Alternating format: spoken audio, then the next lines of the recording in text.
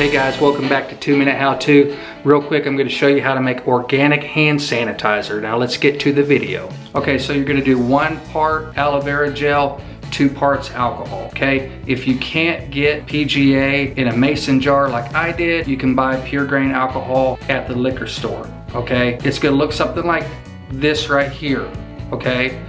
Just go down to your liquor store, buy it. Hopefully they're not sold out. Everybody's probably trying to make this stuff on their own. I don't really know. The coronavirus got everything screwed up. Anyways, let's get back to the video. So we're going to cut the aloe vera plant. I'm going to show you how to do that right now. For this video, you're going to need a few things.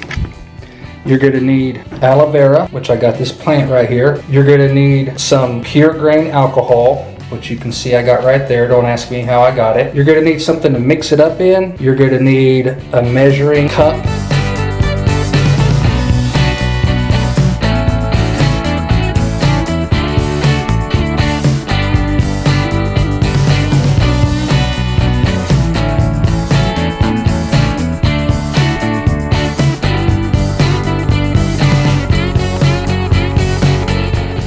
Okay, as you can see, I just cut the aloe vera plant and just kind of pushed it out. You know, it's kind of gooey. It's sort of fun.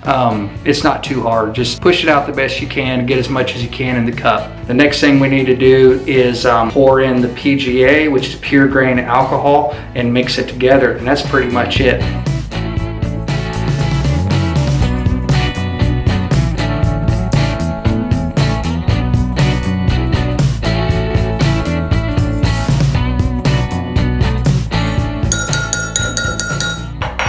Then you're going to want to get just an empty bottle. I'm recycling an old soap bottle.